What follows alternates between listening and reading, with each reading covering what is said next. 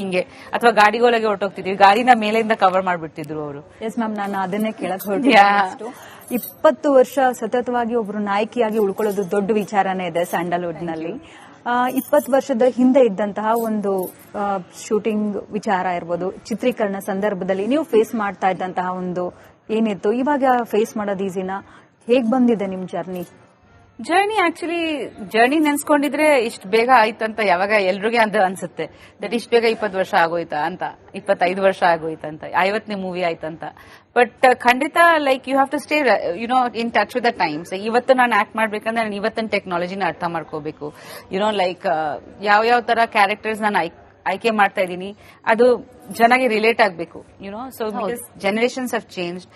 ಹೆಣ್ಮಕ್ಳದು ಸೊಸೈಟಿಯಲ್ಲಿ ಪಾತ್ರಗಳು ಚೇಂಜ್ ಆಗಿದೆ ಇವಾಗ. ಸೊ ಅದನ್ನ ನಾವು ತೋರಿಸಬೇಕು ಸಿನಿಮಾದಲ್ಲಿ. ಅಂದ್ರೆ ನಿಮ್ ಮುಂಚೆ ತುಂಬಾ ಚಾಲೆಂಜಿಂಗ್ ಆಗಿತ್ತಾ ಬಂದು ಹೊಸದ್ರಲ್ಲಿ, ಅಥವಾ ಈಗ ಚಾಲೆಂಜಿಂಗ್ ಅಂತ? ಅವಾಗ ನಾನು ಜಾಸ್ತಿ ದೊಡ್ಡ ಹೀರೋಸ್ ಜೊತೆ ವರ್ಕ್ ಮಾಡಿದೆ.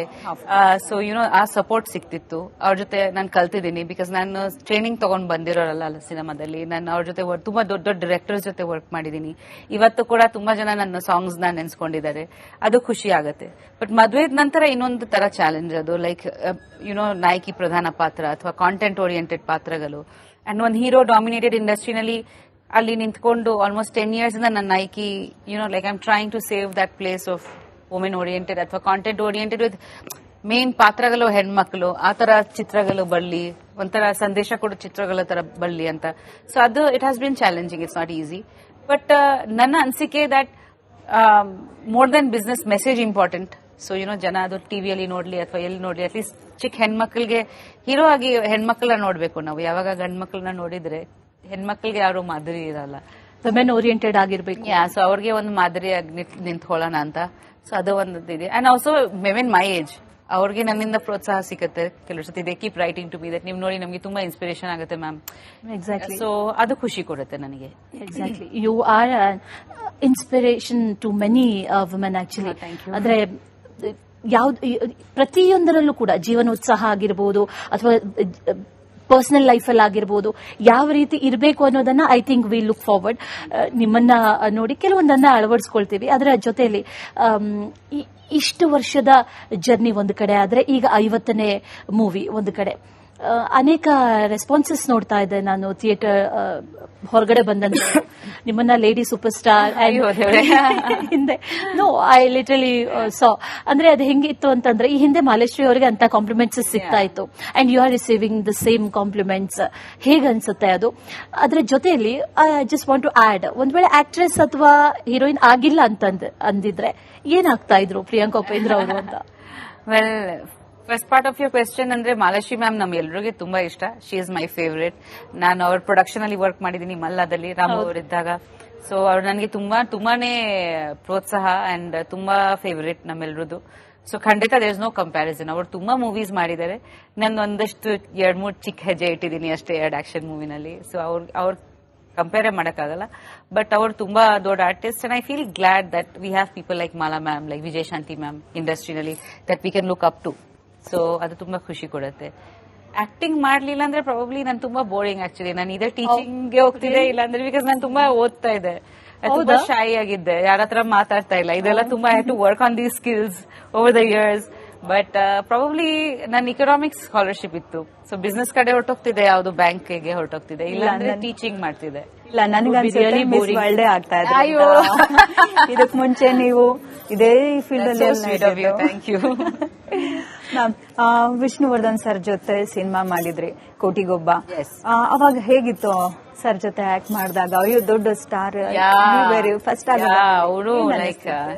Like it was a dream actually, honestly. ಅವಾಗ ನಾನು ಎಷ್ಟೋ ಶೂಟಿಂಗ್ ಮಾಡ್ತಿದ್ದೆ. ಸೊ ನಾಗಣ್ಣ ಸರ್ ಮತ್ತೆ ವಿಷ್ಣು ಸರ್ ನನ್ನ ಫೋಟೋ ನೋಡಿ ಅಪ್ರೋಚ್ ಮಾಡಿದಾಗ I was like it was unbelievable. Of course I had to take permission because ನಾನು ಫುಲ್ ಡೇಟ್ಸ್ ಇಷ್ಟು ಕೊಟ್ಬಿಟ್ಟಿದ್ದೆ. ಬಟ್ ಉಪೇಂದ್ರ ಅವರು ಇಲ್ಲ, ಡೋಂಟ್ ಮಿಸ್ ದಿಸ್ ಅಂತ. ಇದು ಅವ್ರು ತುಂಬಾ ದೊಡ್ಡ ಆಕ್ಟರ್ ಅಂತ ತುಂಬಾ ಭಯ ಇತ್ತು ನಿಜ ಹೇಳ್ಬೇಕಂದ್ರೆ, ಬಿಕಾಸ್ ಈ such a big star. And songs 3 songs ಇತ್ತು, evergreen songs. So I feel very lucky. ನಾನು ಅವ್ರ ಹತ್ರ ತುಂಬಾ ಕಲ್ತಿದ್ದೀನಿ ಅಬೌಟ್ ಸ್ಕ್ರೀನ್ ಪ್ರೆಸೆನ್ಸ್. ಅವ್ರು ಹೇಗ್ ಬರ್ತಾರೆ, ಅವ್ರು ಸುಮ್ಮನೆ ನಿಂತಿದ್ರೂ ನೋಡ್ತಾ ಇರೋಣ ಅನ್ಸುತ್ತೆ. And recently 24 years of release ಆಗಿತ್ತು ಕೋಟಿಗೊಬ್ಬ. ಸೊ ಅಲ್ಲಿ ಅವಾಗನೂ ದೊಡ್ಡ ಕಟ್ಔಟ್ ನೋಡಿ ನಾನು ಫಸ್ಟ್ ಟೈಮ್ ಥಿಯೇಟರ್ ಅಲ್ಲಿ ಫ್ಯಾನ್ಸ್ ಜೊತೆ ಮೂವಿ ನೋಡಿದೆ. ತುಂಬಾ ಖುಷಿ ಆಯ್ತು. ಅದರ ಜೊತೆಲಿ ಸಾಕಷ್ಟು ಲ್ಯಾಂಗ್ವೇಜ್ ಅಲ್ಲಿ ಮಾಡಿದ್ರೆ Hindi, Odia, Bengali and Kannada. It's such a versatile thing. ಅಂದ್ರೆ ಅಟ್ ಎ ಟೈಮ್ ಎಲ್ಲಾ ಲ್ಯಾಂಗ್ವೇಜ್ ಅಲ್ಲೂ ಅಷ್ಟು ಪರಿಪೂರ್ಣವಾಗಿ ಮಾಡೋದಿದೆಯಲ್ಲ, ಇಟ್ಸ್ ಅ ಬಿಗ್ ಥಿಂಗ್.